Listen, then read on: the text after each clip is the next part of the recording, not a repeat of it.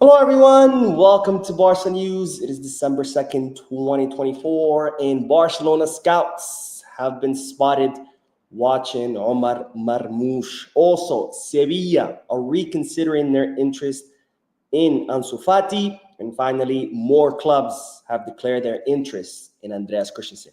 We have a lot to discuss, so let's begin.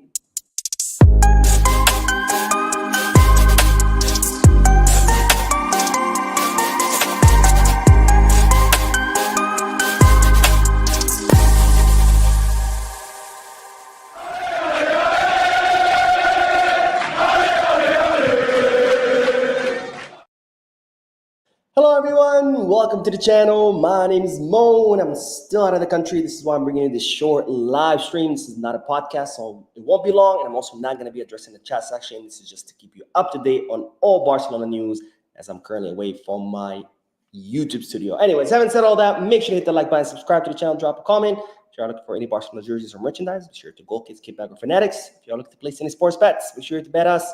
All links are down below in the description. You click on them, you'll get access to some pretty cool deals and offers. Anyways, let's begin with the news because, ladies and gentlemen, as you might recall, during Las Palmas match, there were two controversial calls, penalty calls. One of them against Pau Victor, where they pulled his jersey inside of the box and he fell. The referee did not call it. And then the other one was, of course, this one that you see on your screen, where the Las Palmas defender clearly steps on Pau Cuarci's heel, actually causes him to bleed and prevents Pau Cuarci from connecting with the ball, which the referee also decided that it wasn't a penalty kick.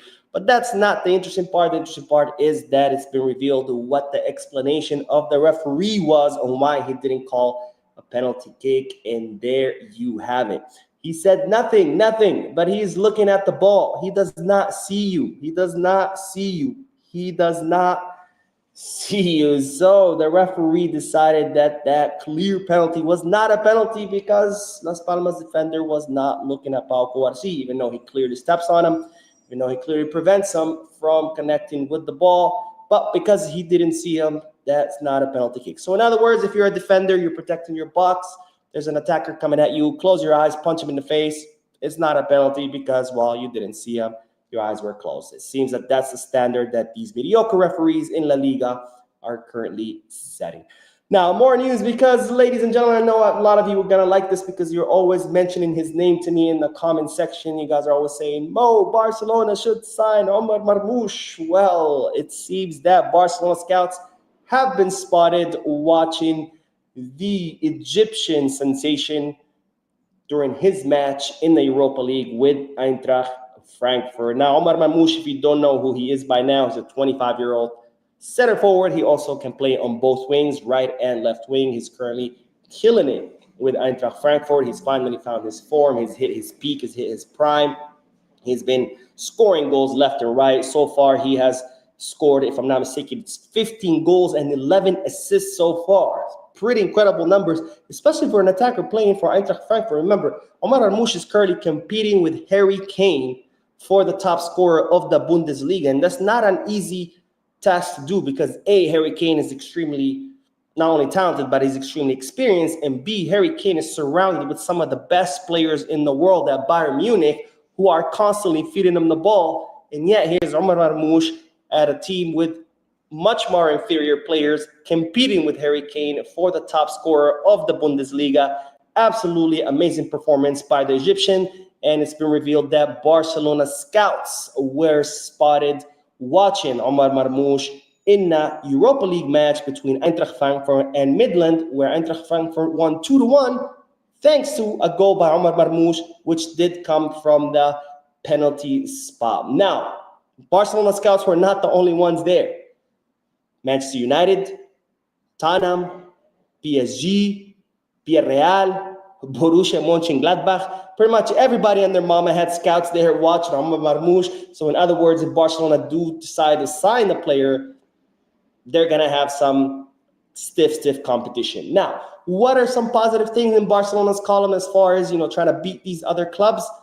A, his sponsor is Nike. We all know that sponsors usually, sometimes they do help.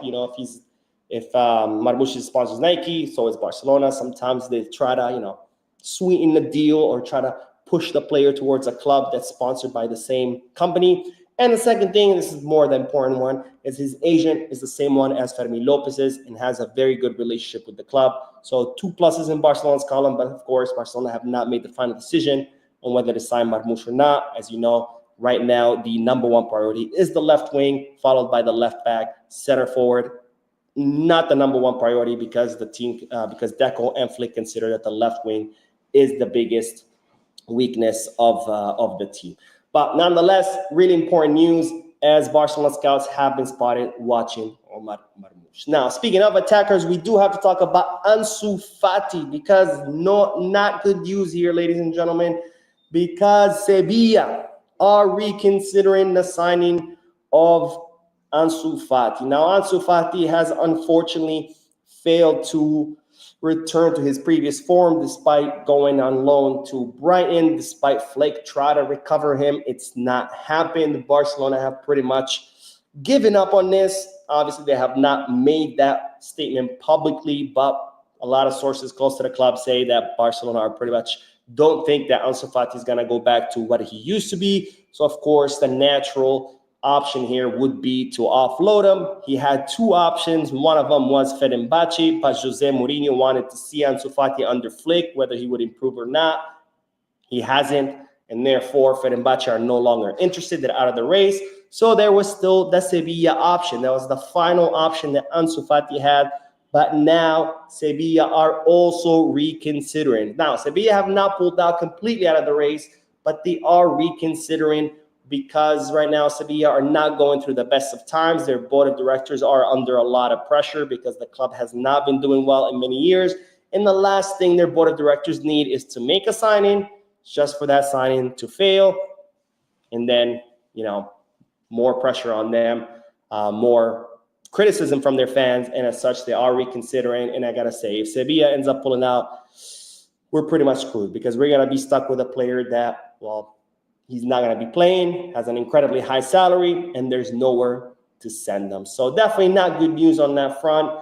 Not good news for the player, not good news for the club, not good news for anyone. Now, speaking of offloading player, Andreas Christensen has now more suitors after him, as now many clubs in the Serie A are interested in a Danish defender. As you know, Andreas Christensen's contract expires in 2026. So far this season, he hasn't played because of injury. Then there was those reports talking about Andreas Christensen wanting to leave because now he sees that with Pau Cubarsí and Inigo Martinez kind of getting those primary roles. Then you have Araujo, who's ahead of him. He's starting to see that he's not going to have a primary role here at Barcelona, that he's going to be more of a secondary role. Of course, he is 28 years old. He's nearing the end of his career, so he wants, a good contract at a club where it will give him a primary role, and that's not going to be Barcelona. So he's also looking to leave. Of course, he has plenty of interest in the Premier League, where he played with Chelsea, and now it seems like 3 major clubs at Serie A have also joined the race for the Danish defender, and those are Juventus, AC Milan, and Inter Milan, who are also tracking his situation very closely to see what's going to happen with him. Now, I do want to ask you guys, would you like for Christensen to stay? Would you offload him? What do you think? Let me know down below in the comment section. And also let me know what your thoughts are on Ansu Fati, Omar Marmoush, and of course, the ridiculous explanation by the referees on why they didn't award that penalty in favor of Barcelona for that horrendous foul against Pau Cubarsí. Anyways, don't forget to hit the like button, subscribe to the channel. I will see you in the next video. And as always, peace, class.